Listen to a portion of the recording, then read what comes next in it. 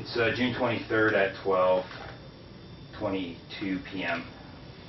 and I'm at 2101 Finch down in the DNA room, and I'm going to try to conduct an interview with Byron Sonne, born 1972, 08, 08.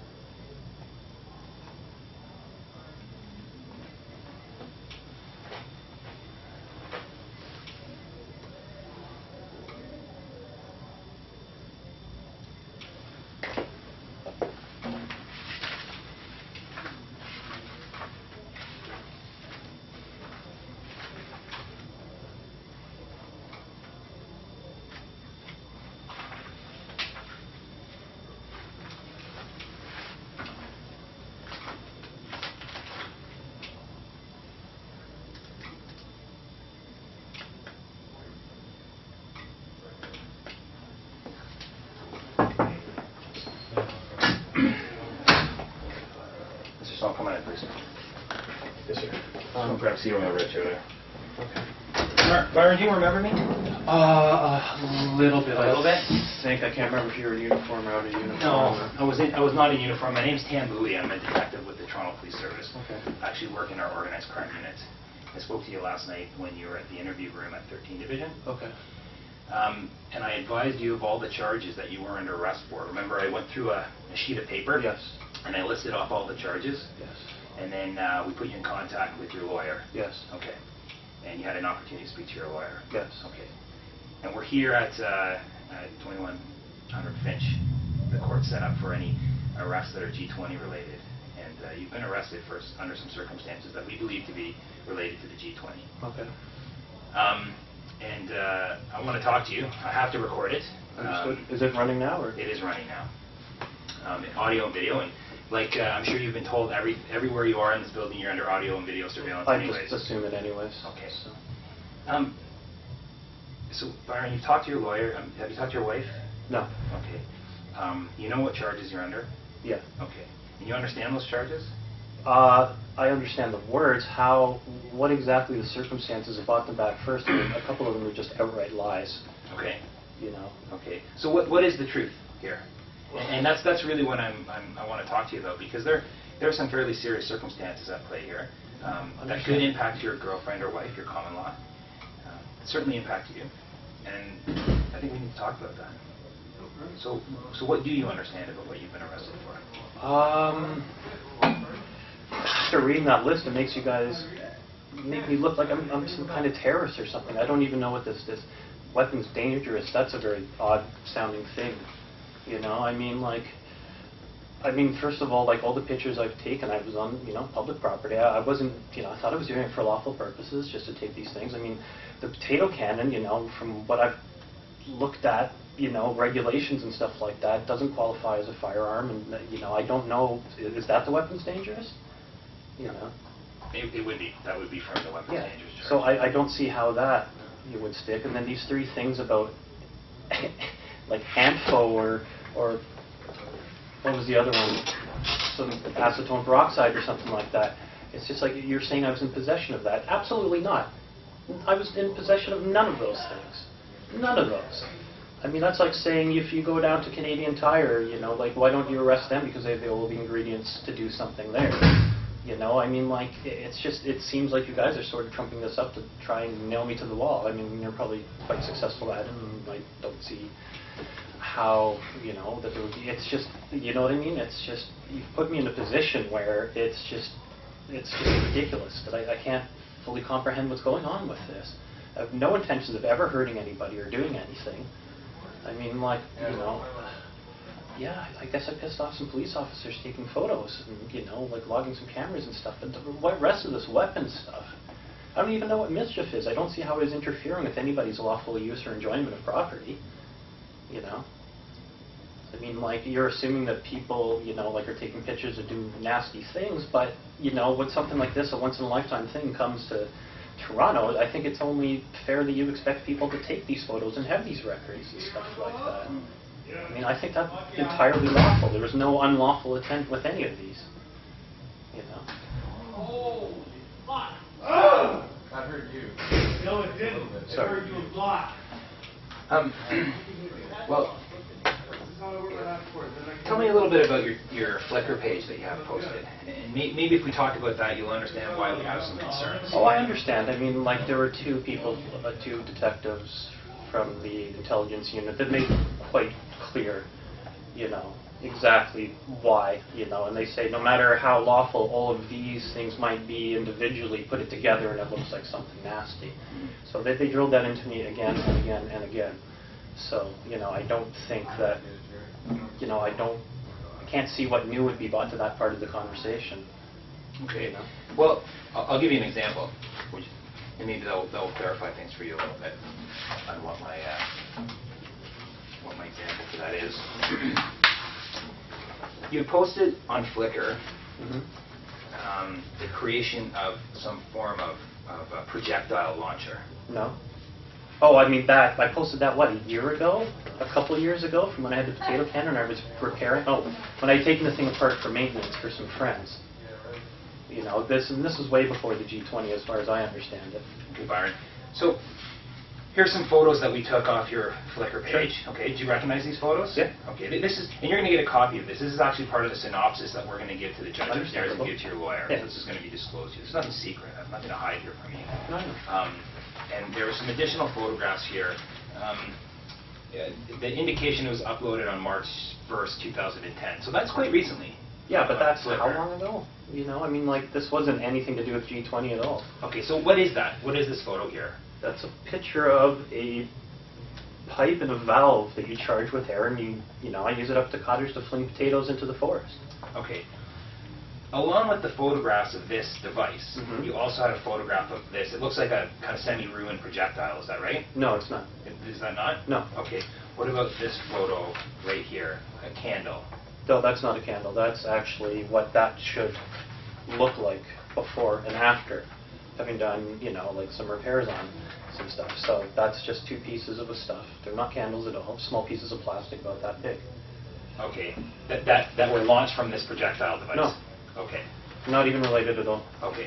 What about, on the website we found some photographs of some particle board, a small one and a large one, with some notations in handwriting. Do you recognize that? Yeah, I mean, look when that was uploaded to, but you know how long ago those pictures were taken? These ones were actually taken about 3 or 4 years ago. Okay, but you did upload them March 24th, is that right? Yeah, it's quite possible, because I wanted to share them with some friends. And is this particle board that has been, projectile been fired through it? An onion, to be specific. An onion, really? Yes. An onion did a hole like that in the particle board? Okay, is that your writing at the top? You describe what it was? Yes. Okay. I frame them and put them on my wall. So, I mean, that certainly causes some concern with a Flickr page that you've established for kind of G20 communication. Is that correct? No. It's my Flickr page that I put up photos that I've taken that I thought were interesting. Am I mistaken that there's not a lot of G20 correspondence going on the website, on the Flickr page? Am I incorrect in assuming that? I don't have comments turned on. I don't even really know who comes to visit it. But That's not the intent of it. It was just for me to catalog my pictures. I mean, it'd be like having a photo album at home. So can't you see the concern that you have photographs of police officers, the American Embassy, around Queen's Park? Clearly, but I don't think that and any of these are actually illegal in and of themselves. No, they're not. But then they're followed up by photos of some kind of projectile launcher, and then photos that you've admitted are kind of your keepsakes of damage that it could cause to something like a piece of wood. Can you understand where the concern might come Of course from? I can understand these things. But you're saying that wasn't your intent to cause that Definitely fear. no. I only ever had lawful intent with these things. I had no intent to cause fear. I didn't want to, you know, it was just, I can't take photos of stuff in my own town, my own property, and put it up in a page, and then all of a sudden somebody starts coming up with dialogue, I'm not sure quite the word, a story that doesn't exist, because it satisfies some kind of political purpose, because there's a bunch of, you know, like important people in town. There's such a thing as coincidence. Would you not say that you can understand Of why course there I are can these understand, concerns? sir. And if you say that it wasn't for an unlawful purpose, what was the purpose for creating this projectile launcher? I didn't Demonstrating create how the projectile powerful- launcher. I had purchased that online. demonstrating how powerful it could be, and then posting them along with photos of the G20 preparations, the American Embassy, our provincial legislature. What was your intent then? My intent was to have a record of my personal objects and items and things that I wanted to do. So this photograph was taken inside of your home. Yes. Last night. Yes. And it shows an ABS tube that is very similar in construction to this device. That's exactly what it is for. So- Because these things have a habit when you're up at the cottage firing potatoes. They're not so well made, they tend to break. You can't really carry them around too easily. You can't do much with them. So that was, when I had ordered one from the original maker, you know, I had fixed it, but then I had a bunch of stuff left over that I then purchased. Sorry, excuse me. Not really.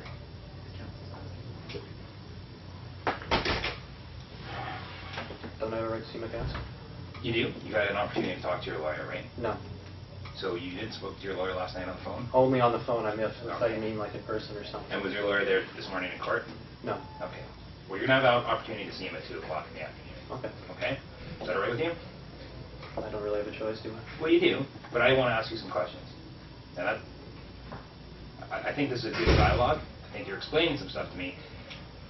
You're But not how do I really know you're reassuring not? me. But how do I know that you're not just going to use this to build up a case against me and just, you know, like stick me in detention or, you know, in jail for a year or two? I mean, I'm not sure that I'm doing anything here that's helping me, other than, you know, I know it's helping you. Are you but- doing anything that's hindering yourself? Well, if I don't say anything, I don't see how that would help or hinder anyways, because you guys seem pretty intent on causing me, you know, some serious discomfort. I wouldn't agree that discomfort's the word. We're trying to get to the bottom of what we believe to be a very serious situation. Well, I don't know what I can say that'll help you get to the bottom of it. You know, I mean, like, I thought I've said everything already. You know, it seems reasonable. On the Flickr page, you posted several photographs Yes. of fences. These are obviously the fences that have been erected for the G20 protests, anticipated protests for the security that's at the summit. Yeah. Okay. And these photos were taken by you? Yes. Okay. And what are these? Those are tree spikes. They're used for climbing trees for when you say go hunting or want to take pictures off the ground. And was it your suggestion by putting them on the Flickr site that these could be used to manipulate the fence, to climb the fence? No, that was not my intent. My intent was to merely say that the possibility exists that somebody could maluse them to do that. I'm not sitting here trying to educate people on how to do silly things. You took photographs of a lot of the video surveillance that's been installed around the city. Yes, sir. And was your running commentary to encourage people to cause damage to those No, video my surveillance? running with commentary is basically all about, like, look at how many cameras are in our city, and, you know, let's make sure we know where these are, so when everything goes away, that these are taken back down, and this hasn't been used as a reason to bring cameras into our city, and then, you know, leave them there. Okay. That's it. Okay. That's it. A lot of photographs of camera fire. Yeah, because you guys put up a lot of cameras, and we need to make sure that you take them back down when they're done, like you promised. You also spoke quite a bit about a wave cannon. No. No? It's more of it's a wave guide, you know, and that was how old? I mean, like, you know, like February 19th, 2009, far in advance of the G20. Okay. What is, explain this to me. I'm an electronics engineering technologist by trade, and one of the things I work in is also computer security and wireless and stuff like that. So what I'm interested in doing was trying to find out how susceptible homemade gear and stuff was to basically jamming and stuff like that. So the best way to do that, you know, you don't want to interfere with other people's stuff because that's not, you know, lawful use of the airways, was to do it in my garage, you know, with an old microwave oven, which is on approximately the same frequency range as these, you know, like the network gear, and lo and behold, it had no effect. It had no effect on what? It had no effect on the network gear in my house. I never dropped a connection, I never lost anything. I watched a YouTube posting last night of an electronics countermeasure, some people call them a wave cannon, that was able to switch the time on a phone, on a cell phone. Did you post that? No. Have you ever conducted an experiment like that? No. Do you know what a electronics countermeasure device is? You hear about them like being used in Iraq, like Warlock Red and Green and stuff on the tanks to prevent like IEDs and things like that. Okay. But there's, you know, it'd be idiotic to use something like that in Toronto because, especially during the D20, because of the G20, because if somebody gets hurt or something like that, you're interfering. It's not just police or things, it's ambulances, public service, fire, that kind of thing. But this device that you've posted online, that we found components of this Yes. in your house, right? We did find components of this, Sure. this same photo, the exact same device, in fact, that it is in effect a electronics countermeasure. No, it's not, because it didn't work. Okay. But this is what it was being designed to do. No, it was being designed to see if I could just basically fry my wireless at home. That's it. But an electronics countermeasure is a similar device as a wave cannon.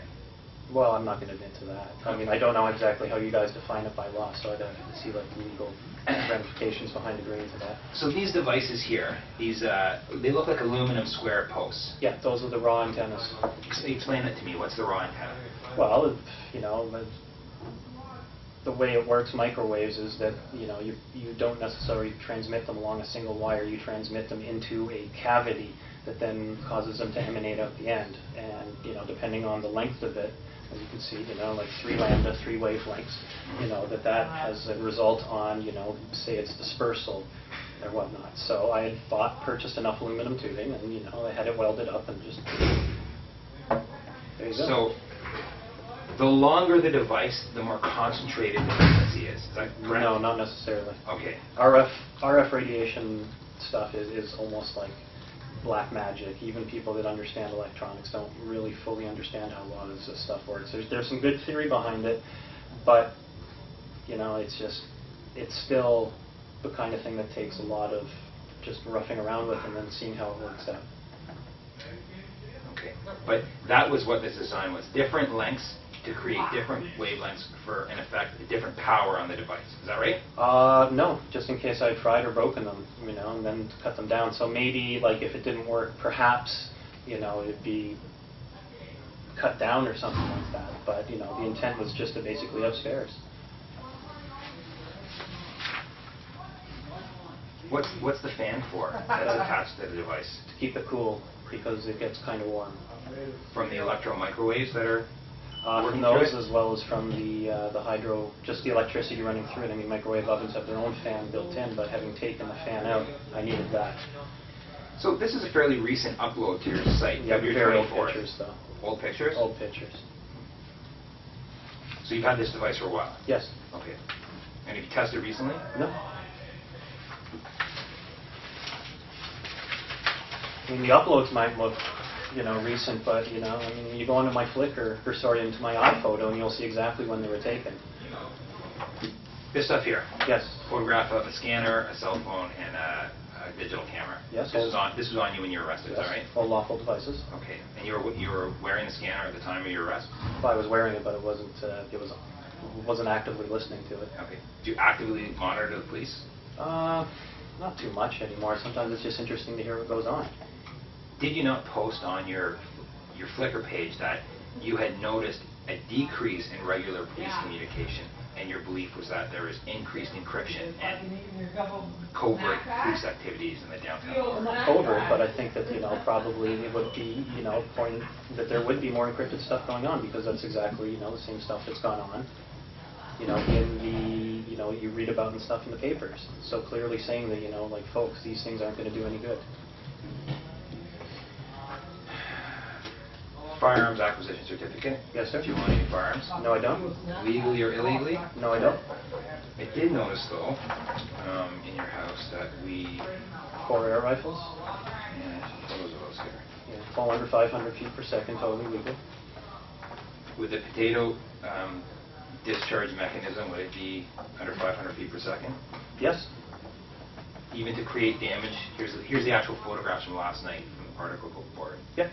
And you would say even an onion or a wax candle, that's this one here, the smaller one, that at a velocity to break those boards, your belief is that it's traveling at under 500 feet per second. Yes. So it cannot possibly be classified as a firearm, is that correct? I believe so. That's my belief. So this is a photo of 4 rifles. 4 air guns, yes. Air guns. Have they been modified at all? No, they haven't. I mean, they've had, some replacements done of parts, but they haven't been modified to exceed any kind of regulations. I've been very careful and very strict about making sure that of that. And why do you own these? Because I like shooting tin cans at the cottage. But they're not at the cottage. No, they're at home, because I took them home to work on them over the winter so that they didn't get rusty and stuff. Again, that's all legal. And I agree. And it seems to be that you put a lot of effort into maintaining devices that could be interpreted by other people as weapons. How other people interpret things is not necessarily my responsibility, or, you know what I mean? That's how other people interpret it. I mean, okay, and certainly you... I mean, you've got a lot of circumstantial evidence, but, you know. Okay. Certainly you think that the police are interpreting it one way, because Well, we're very... You believe that we're very single-minded. Yes. Right. What do you think the general public would think about these devices? I don't care to comment on that because I don't know what the general public would think. You're asking me to conjecture on something that I have no factual basis. Kirsten? Kirsten? She Kirsten? quite approves of that. Peterson, is that her last name? Kristen Peterson, yes. Kristen Peterson. What, she approves of your maintenance and the well-keeping of your air rifles? Absolutely. She was a co-signer on my my POL, Which is? the positioned acquisition license. Okay. What about the launching devices? Does she approve of that? Yeah, she thinks it's hilarious when we go and shoot cannons, potato cannons and stuff up at the cottage. What about this wave gun that you've created? What does she think about that? Probably doesn't want to stand in front of it, but she knows about it. You know, would probably prefer that I didn't go and sterilize myself in the process of experimenting. But, Okay. you know, she's knowledgeable and, you know, there's some approval there. And what's this? It's the Canadian Association of Rocketry. So it's a membership to the Canadian Association of Rocketry, is that correct? Yes, sir. Okay. I'm also a member of the North American Propulsion and Aerospace Society as well. This is a very recent acquisition. I think we actually found a receipt from when you purchased the membership. Mhm. Could we have? I don't know. That's Okay. quite likely. When did you become a member here? I don't know. I would have to see the receipts, but within the last, I sent it in a couple weeks ago, I would imagine, or maybe better, probably better part of a month ago. Okay. Just guessing. Now, that interests me because we found a series of crystals in the house. That's kitty litter, officer. Silica gel kitty litter. Okay, but it has some kind of electronic device that seems to be powered. It's a It's fan. mounted inside. It's a fan that blows air through these for drying things out. More crystals that we found with some kind of like liquid bucket that's dispelling a gas. Is that right? Yep. Okay. What's this about? That is a saltwater electrolysis cell that splits it down into a chemical component that I would use for when I would, you know, when I get proper licensing to make my rocket engines. As somebody that's always had an interest in amateur rockets. So this is a chemical compound and set up to create fuel. Is that right? You mix it with sugar, and then it's called candy rockets. Why candy rockets? Because it's made out of sugar, and it smells like burning, what do you call that stuff? You get it on a cone, eat it. Candy floss. Yeah, like cotton candy floss type thing, and it smells like that when it goes off. But it does burn. No, not by itself. What creates it, causes it to burn? You need a proper model rocket igniter. So, proper rocket model igniter, could that be considered the same thing as a detonator? No, I don't think so. What if I was to tell you that we had experts in this field look through your workroom and they saw pieces of what they believed to be some kind of detonating device? Well, I would say that I don't know exactly what they're talking about, and I can't comment until I see the photos of whatever it is. Could it be that they saw elements that are the igniting system for the rocket fuel and interpreted that as a device, a detonating device? I don't know what was going through their heads, sir. Having said that, it sounds like reasonable conjecture, but I can't say that. More crystals under your bike? Yeah, that's rock salt. Rock salt? Okay.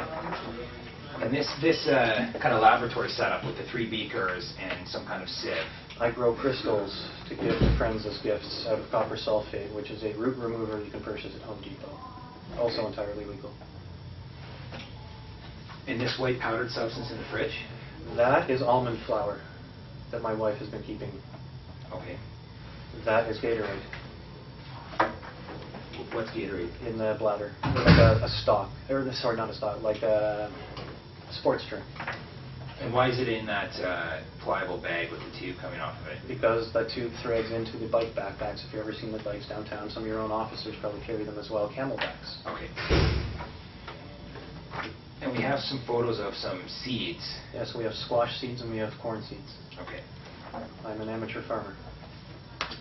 The map that includes the Huntsville area. Yes, where my wife's family's cottage is and not too far away from where my family's cottage is.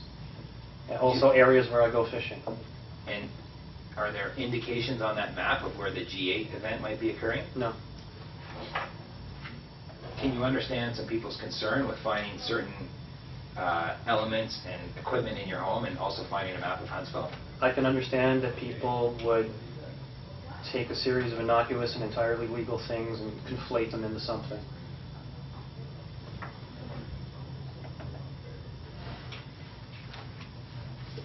We found a series of jars and chemicals under the cabinet. All of them also legal?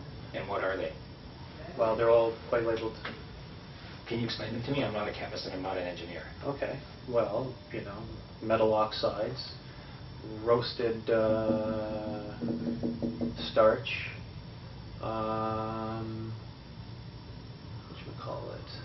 stuff for degassing metal because I want to get into amateur foundry work and pouring. Baking soda, fireproofing material,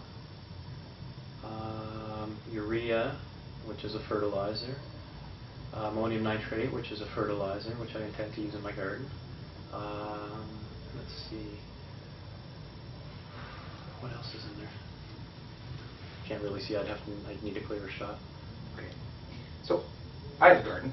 Yes. I have a lawn. Yes. I employ fertilizer on the lawn on a regular basis. Yes. In the hot Toronto I'm not summer. fertilizing my lawns with this. This is a very structured, organized shelf of chemicals that you have here. My understanding is that ammonium nitrate can be used in the construction of an incendiary device or an explosive device. Is that correct?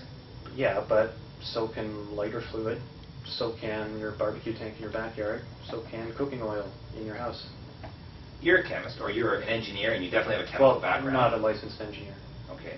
But Do you have elements here that could be combined to create an explosive device? no, because I would not combine them into an explosive device. But that wasn't exactly my question. I'm asking you, do the elements exist? When we take a laundry list of items out of your house, that if we combine them in a certain manner, could create an explosive device? I think this interview might be over, officer. It's a realistic question, though. It is a realistic question. And you sir, understand but I'm my not, concerns. Yes, but you're going to get me on tape admitting to something that I don't think. So I'd Okay. like to be clearly state that I am discontinuing this conversation. Is that a chemical battery, like a liquid battery? Essentially, yes. How does that work? Well, you put electricity into it and it splits those into two components and then, like when it's done, you can get electricity back out of it, or you can harvest material to make it into, fuel for a rocket. So essentially, it's a liquid electronic battery, but it's also something that can create rocket fuel. Yes. For your rocketry habit. Yes. And the crystals in this bucket here, Yep. kitty litter as well? Kitty litter. Okay. And what about the crystals in the bucket next to this liquid battery? The crystals on the bottom there are calcium chloride, which is also a dryer that's used. You can buy it at Home Depot and you put it in your toolboxes to keep your wrenches and stuff like that from getting rusty and stuff like that. But there's no wrenches in the bucket, and there seems to be some kind of measuring gauge. Yeah, for humidity, for drying it. That stuff is, one of the best things in the world for drying stuff out. You can sometimes even buy it at hobby shops for drying flowers. And so, but what is your purpose for it? Drying stuff. But it seems very set up in this environment. You've got your liquid battery or your rocket fuel creator, and right next to it you have a drying component in a Rubbermaid bucket with some kind of gauge. So it You must measure have humidity and temperature so that I know that the dryer is drying and when the drying is complete. Okay. Could this be used to do anything else? No, it's a humidity gauge. So quite simply, these crystals are to use for drying. Yes, Do you dry in that bucket there? yes. And that's a better shot of the same thing, is that right? Yes. And why is there two gauges? One's for temperature, one's for humidity. What would happen if it got too hot? Nothing. It's just curious to see how long things take at different temperatures. Is that a different shot of the liquid battery? I would imagine so, yes. Okay. And what are these like volt readers here? I'm not an electrician, so I don't quite understand this. One measures current flow into the cell, and one measures voltage drop across the terminals, so I can tell how efficient it's running. And what's the importance of having this scientific setup that you have run efficiently? Is there a drawback? Is there a benefit? None. I'm just a geek that likes having statistics on all kinds of various different things. I mean, like, I like playing with electronics. You know, I like seeing what happens. It's part of an exercise to be able to stay in touch with how to just wire things and monitor things. Again, that liquid battery. Yes. You have a photograph here of the controlled access zone, Yes. and there. Which is coincidentally from the federal government website themselves provided, also legal. Okay. I hope you like the comic next to it. What did you write? No, it wasn't. It was just, oh, Dad, you sat on your colostomy bag again. Oh. Near this, on this bulletin board, I believe, we found a series of like lanyards with passes on them. Yes. You have about 10 or 11 passes here. Yes, sir. I've attended a number of conferences based on computer security, both here in Toronto as well as in Las Vegas, as well as Washington, D.C. Okay, so on your Flickr page, you posted that you were looking to create a G20 pass for No, yourself. I did not post I was looking to create. I just merely wanted to see what they looked like. So Strictly curiosity. you have a series of various size tags, like identification tags that have been used at different venues, and you're asking if anyone has a copy that they can post for you of what the actual pass looks like. Well, just a shitty picture, low res. I mean, not anything that you could run off and do something with. But why? Because it's interesting to see what those things look like. You know, I mean, like, you spend how many billions of dollars if it's just some, you know, little photocopied piece of crap or something like that. You know, it'd be like, you know, way to go, spend $1 billion, you know, $50 million on a fake lake or whatever it is, but just get a piece of photocopied paper. So you weren't intending to try to create one, was that right? God, no. But can you see how maybe someone could draw that conclusion? Of course I can, sir. So you seem like an incredibly intelligent guy. You seem to be socially conscious. Why would you engage in risky behavior? And by that I mean going downtown, drawing attention, so photographing the security that's being set up for a very high-profile political event, engaging conversation on the internet about passes and what they look like to get into that very same event, and then have blank copies of passes or pre-used copies of passes that maybe a new pass could be made onto you. I don't think any of those would fit or even work. But I don't know. I don't even know what the G20 pass looks Neither do like. I. So there's a variety of sizes. There's quite a possibility that you could, by getting a decent copy of one, create your own on this. I think that would be a big jump in logic, but... Big jump in logic, but can you understand how, I'm curious, as to why those 3 separate events have come together right around the G20? Yes. And I can explain that all because I'm interested in, I mean, I'm a member of the Toronto Area Security Clash and, various other security-related things, and I'm interested in just writing about these things, getting behind the scenes, coming up with some kind of like a good presentation that would maybe make my name. It would be nice to be able to get, well, I've got a shit name now for security probably, but, but to be able to come up with like a good document, a presentation to put on a task afterwards about the G20. I mean, like, look at the cameras. Here they are, they went down. This is what happened. This is what didn't happen. These are some of the people. This is the kind of stuff you can hear when you hang around with activists. This is exactly how the whole thing was overblown. This is how a city can successfully manage these things, So on one hand, you sound like you're a supporter of some of the mechanisms that have gone into the security establishment around G20, but at other times... Well, I'm a fan of technology and the way things are done and implemented, and I like to see how that crosses over into the human realm, and how people handle and manage these things. It's really fascinating stuff. So would you say you support the G20 in Toronto? I don't like how they've made my city into sort of a prison camp, but at the same time, it's a democratic establishment. The world economy is in a shitter. People are meeting. You know, it's a bad time, and we got to get our shit together, you know, for people to get jobs and stuff like that. So as much as it kind of, you know, I wish it was done a little more openly or something like that, I don't have anything against any of the leaders. I even voted for Harper, you know, and that loses me friends among a certain group of people, but... Do you support the security establishment that's in Toronto, the police, the security effort that's been put in place? I've always been respectful to officers, sir, you know, and it's, if anything, it's just been documenting it to look at it, you know, because it's interesting. It's interesting, that's all this is, it's just interesting. Another photo. This interests me, your Canadian Association of Rocketry. It seems to me coincidental that as you are creating rocket fuel in various different forms, the liquid one, the crystal one, and the G20 is approaching, that you then also become a member of the Canadian Association of Rocketry. Because I want to prove that I have no ill intent. You know, I want to prove that I'm above board, that I follow regulations, and that's why I've never assembled any of these things, any of these chemicals into a finished device, and that's what makes some of these charges so ridiculous, is that I don't actually possess anything that is a finished explosive that you guys keep on, like, accruing to me. But you possess the precursors. Yeah, but that's not illegal. Not in those quantities. And you possess a device that could be used to detonate those. You possess a kitchen knife, but you're not a murderer. But you do possess the detonating device. I say again, you know, I don't think actually I have any detonating devices. But can you not see how that is cause for concern? I can see for how an that is cause for investigator like concern. myself. I do, sir, but you have to understand a series of innocuous legal things. You're making a pie out of, you know, a Byron eat shit pie out of stuff that isn't entirely legal, you know, and you guys are asking me the same questions 15 different times, you know, 2 or 3 groups of people, you know, and I don't know how, you know, I mean, I've made sure I had my wife sign this, you know, couldn't get away with that because I wanted to be accurate.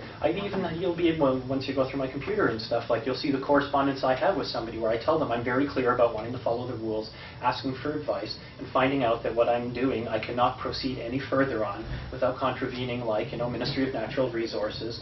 And even if I did get the licensing for that, I still wouldn't be able to move it anywhere because I would need okay from Transport Canada.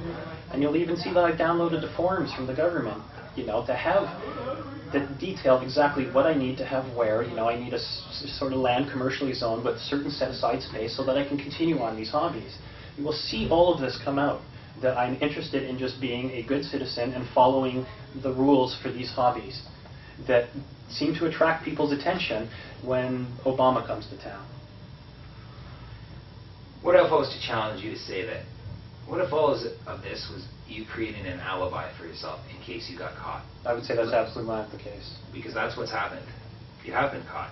You've posted, you've drawn the attention of yourself to the police. We had grounds to put a warrant before a judge who signed it. Okay. And executed a warrant at your house. Understood. And we found these elements that, as I've said before, cause us some concern. Yes. And that are, frankly, illegal on their face. No.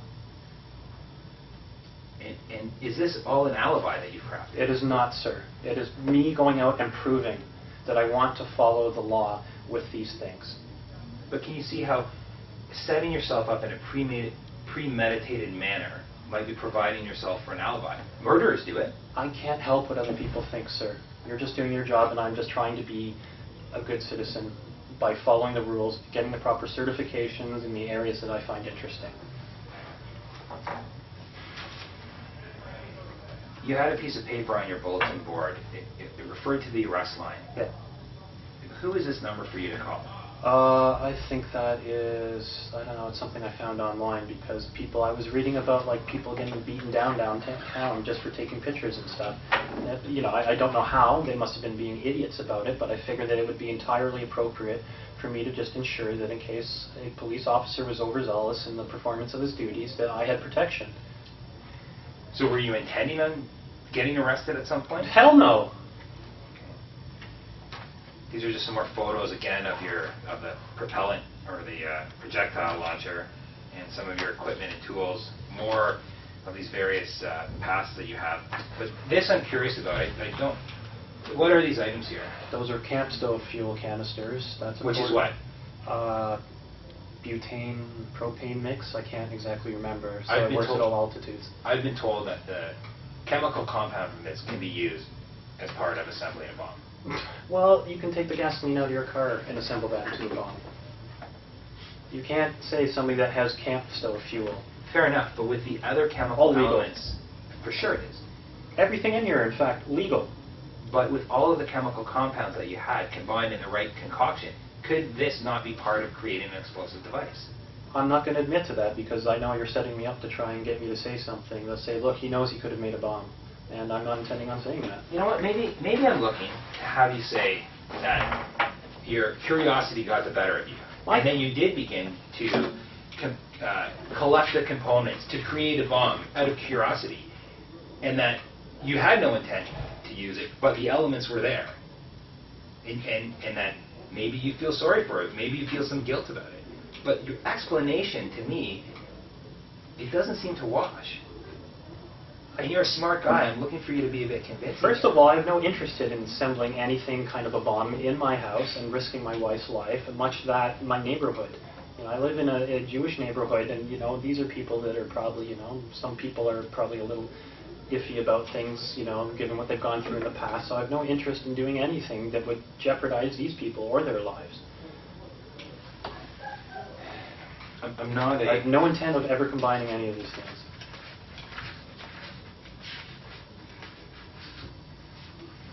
So it was explained to me, and this is again going to be provided to you upstairs. But it said that there was ingredients to make triacetone triperoxide, including acetone hydroperoxide, sulfuric acid. Do you have those elements in your home?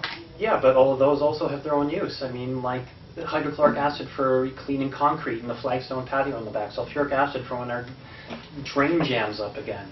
But combined, they could create an explosive device. So could your car and a pack of matches. HTMD, or the components to create HTMD, which is considered a homemade primary explosive that includes hexamine and sulfuric acid. So we found hexamine and sulfuric acid in your... Yeah, camp stove fuel tablets that you can buy at Canadian Tire, also entirely legal. But those combined together can produce, the acronym is HTMD, which is an explosive device. If you say so. Ammonium nitrate, which is the key ingredient in the production of ANFO. Yeah, see, that is complete bullshit because there was no fuel oil mixed into that at all. I would never do that. But you admitted you do have fuel oil in your residence. No, I don't. Isn't camp stove fuel oil? No, that's a gas. Couldn't gasoline from the car or gasoline that's in the garage in a jerry can be used as fuel oil? I don't think so. And you had no gasoline, diesel, any kind of fuel oil in the garage? But there was gasoline for my chainsaw and my weed whacker. Okay, so that is fuel oil. That's gasoline, though. I don't think that qualifies as a fuel oil. But could gasoline mixed with ammonium nitrate create an explosive device? Or an explosive? Not to my knowledge. And quite honestly, I don't know either. I don't think it can. So, we also found the electronic components and power sources, which could cause what they refer to as an explosive chain of events. Okay. So a detonator, like a homemade An detonator. alarm clock? I think they're more talking about the triggering device for your rocket. I don't even know what you're talking about. You mentioned earlier that you did have components for the triggering device for your rocket, but it was disassembled. No, I don't have the triggering devices for my rocket. Did I mishear you or understand you earlier? I think you might have. Okay, that's my mistake.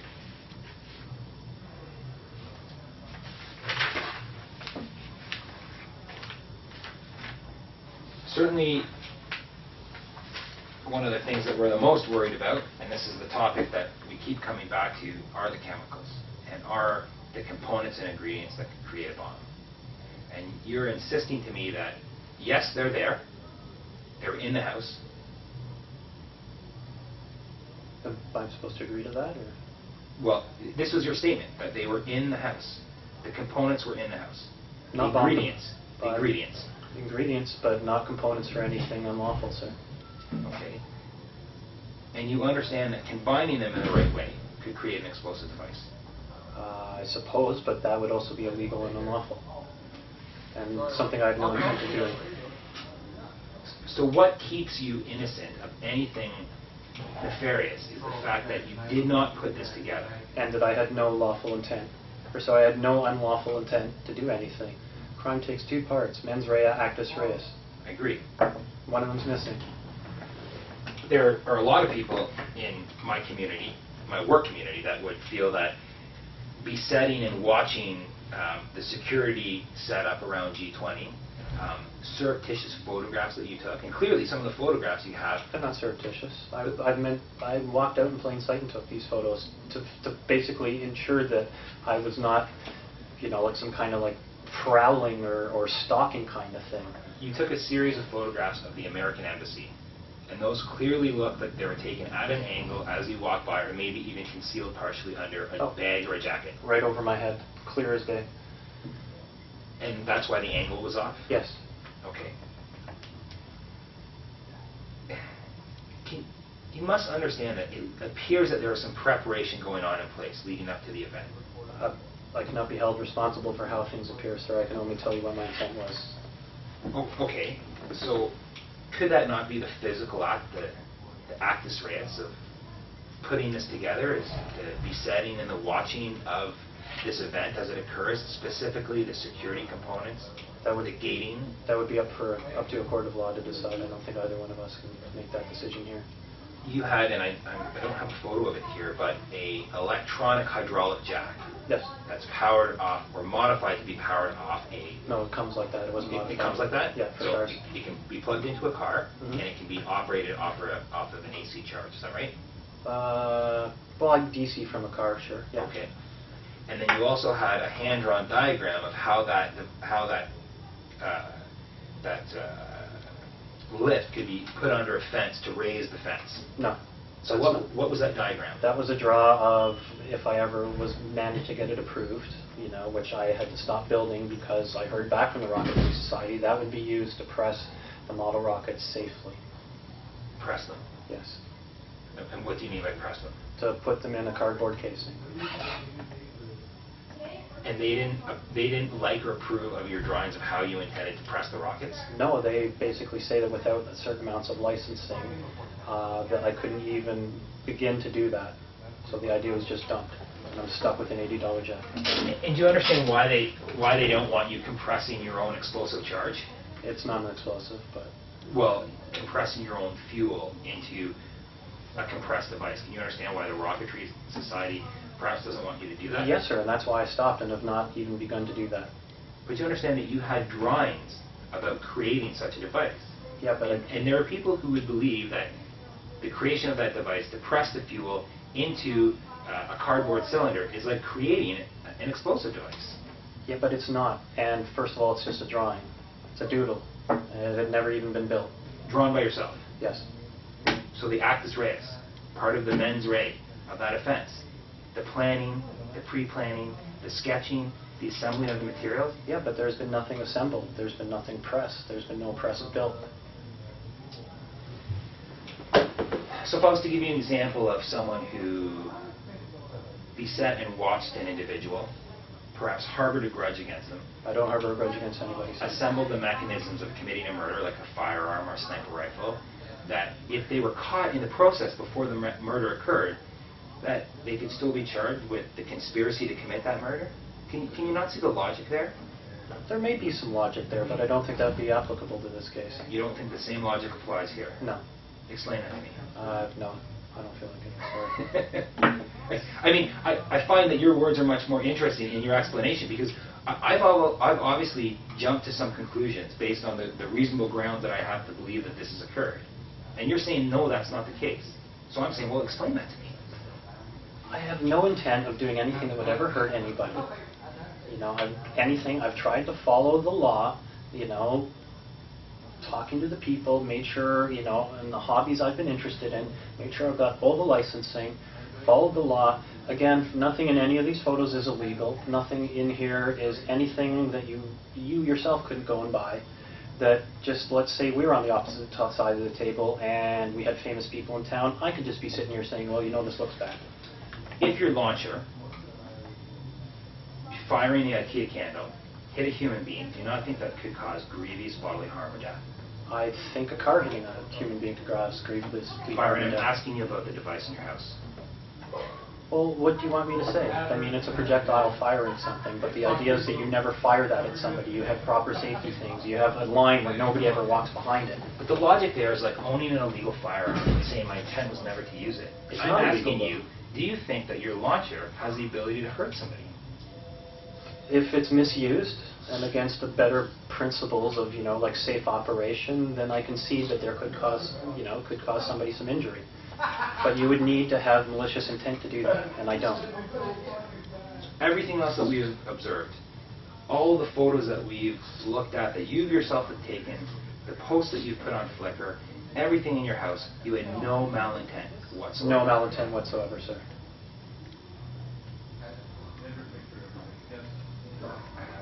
I want to believe you, but I'm not entirely convinced. I don't know what else I can do to convince you, sir. And I think it's two things that really hold me back from being convinced.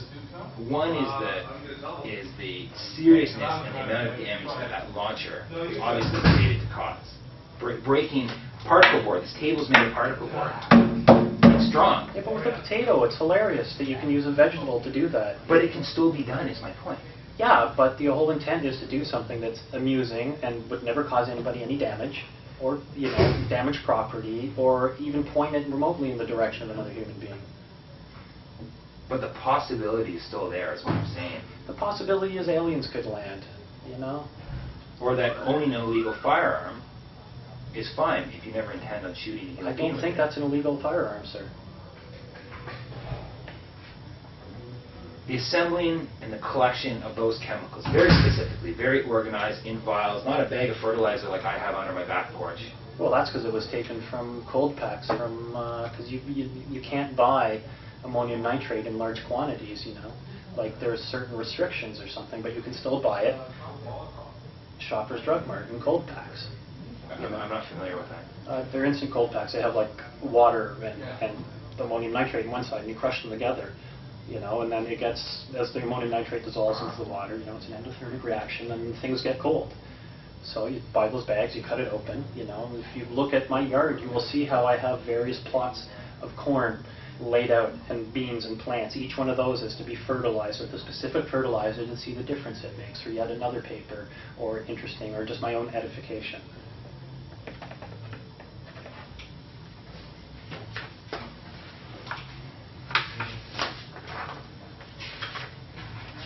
I have some concerns for Kirsten. Yes? If the property in your house is illegal, what responsibility does she have for that? I don't know. Is the responsibility yours, or is it in shared enjoyment, or did you purchase the stuff together? I purchased it on my own free will.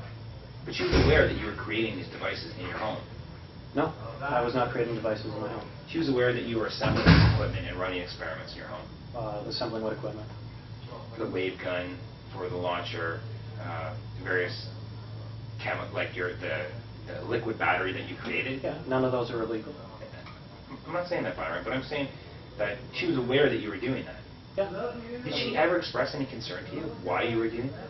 She wanted me to be safe, but she trusts me implicitly, knowing that I would not do anything to harm another human being. And how does she feel about these G20 events in Toronto? I don't know. I don't think she cares one way or another. She's more on the right side of the spectrum when it comes to, having a father that's a business owner and stuff like that. So I don't think she cares much for protests or any of that. What company is her father on? He doesn't own it anymore. He's sold and retired. What company did you previously own? Digital Security Controls, alarm system manufacturer. Did you work for him? Yes, that's where I met them, or where I met her. And so now that he sold the company, are you out of work? No, I'm self-employed. And how do you do? Is work busy these days? No, with the downturn in the economy and people cutting things back, it's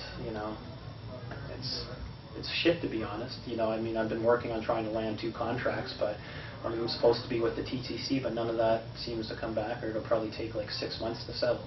So there's a lot of work that goes on to just trying to research and find people and get your name out there by writing papers and presentations about things that are interesting, such as things that are germane to our city, like the G20. Did you apply for any of the G20 contracts? No. Did you consider it? I didn't even know they were offering them. I figured it was all going to be done by like Blackwater, or that it would have been all internal or something like that. I wish I would have liked to, you know, it would have been a good thing to do. But I couldn't find any website or anything anywhere that listed tenders for, you know, particular metropolitan stuff. I normally rely on most of my friends to, you know, bring stuff to me. But you did look into it. Obviously, if you look on the websites, you can find where they're. Well, I searched in, you know, like, you know, is there anything for, you know, like,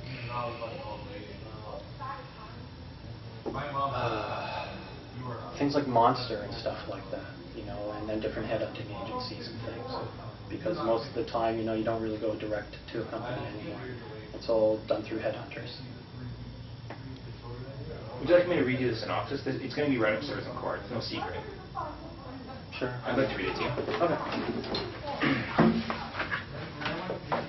So it's titled A Synopsis for a Guilty Plea, and it identifies yourself as Byron Sonne, born 1972, 0808, from 58 Elderwood Drive in Toronto. Yes. Charges 1 through 6. Charge 1, intimidation of a justice system participant. Are these going to be explained, like where and when and how this happens? Yes. Okay. I'm going to explain the synopsis Okay. to you. Charge 2, intimidation of a justice system participant. Charge 3, attempt to commit mischief. Charge 4, mischief. Charge 5, possession of an explosive device. And Charge 6, possession of a weapons for a dangerous purpose.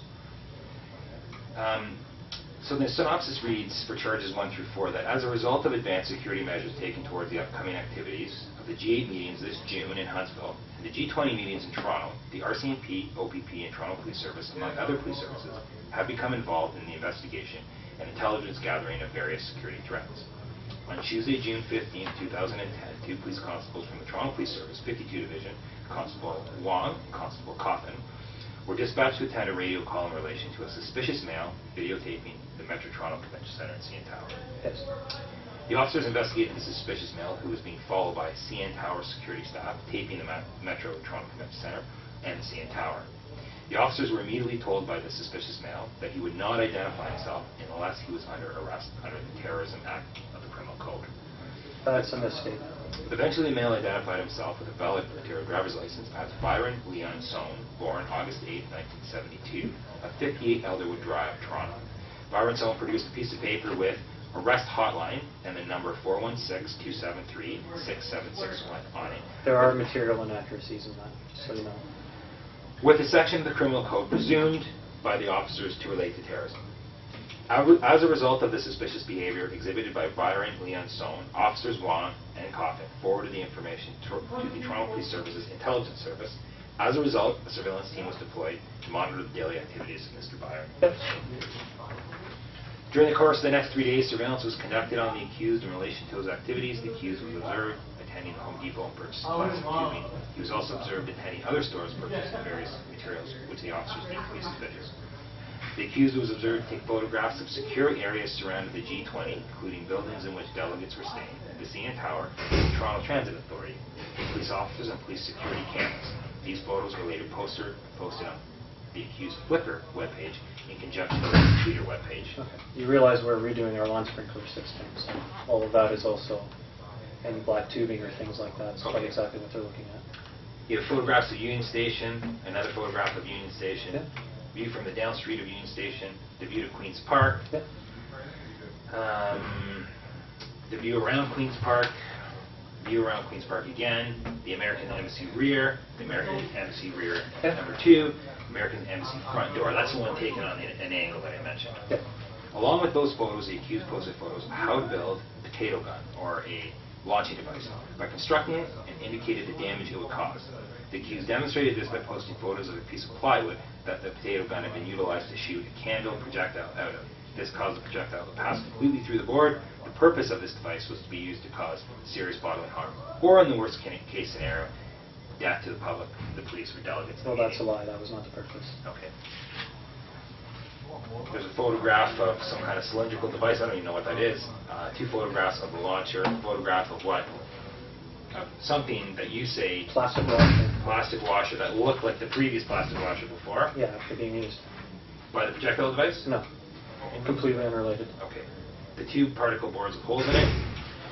This caused a great deal of concern for officers as the accused increasingly made comments on his Twitter page on how to gain entry to secure areas by destroying fence lines, which were put in place around to protect the public, the police, and delegates from any violent actions that may be attempted. I never made anything about destroying fence lines. He Why also- are you guys making this stuff up? He also displayed a picture of steps that could be placed on the fences so they could be scaled, and advised on Twitter that he had them at his home. There is no other reason to attempt to destroy or breach these fence lines for any other reason than an unlawful purpose. But my intent was to never actually breach them. In detailing how to destroy or breach the fence lines and providing pictures and indicating that he himself had instruments at his home to do this, in doing this, the accused willfully obstructed and interfered with the police in the lawful use of their equipment and operation of property, thereby committing offensive mischief. Yeah, but nothing was actually interfered with. Pictures. Okay. The fences stacked by the American Embassy, some more photographs of the chain link fencing, some more photographs of tree steps. The accused detailed on several occasions on his Twitter page on how to avoid and destroy video surveillance cameras in the G20 area and posted pictures of them along with their locations on his Flickr page. I never said anything about destroying. You guys are making that up again. In doing this, the accused willfully obstructed and interfered with police in the lawful use of their equipment and operation of property, thereby committing the offense of mischief. Photograph of a portable security camera, more police camera photographs, again more police camera photographs. There's a lot more, and more. The accused depicted a wave cannon that he had in his possession and described how it would be used to disrupt police communications. No, I which did are not. You For guys the are safety making stuff up. of Wow. officers and first responders. Had these communication devices been disabled, it would have caused inherent safety concerns for the public, the police, and the delegates. In conjunction with this, the accused posted the address of the most important telecommunications hub in Canada. That's your photo. That's your quotation marks. We've not put this address in to protect the integrity of this location. I do know where it is, as do you. Do you know what this is referring to? Which, sorry. The cable joint in the ground.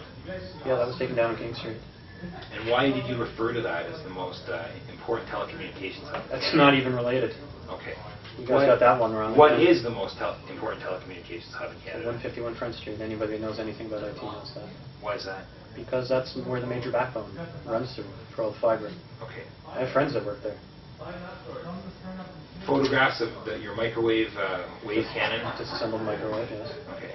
More photographs along with the aluminum bar and a selection of the aluminum bars and a schematic design. Yep, from inside the microwave by the manufacturer. Okay. More photographs of this aluminum barrel of some type, the assembled system. Yep. The accused continually watched police officers in the performance of their duties and took pictures of these officers, displaying them on an open web page for everyone to identify and see. He described in detail on his Twitter page how people could protect themselves from the police while they were performing their lawful duties. For safety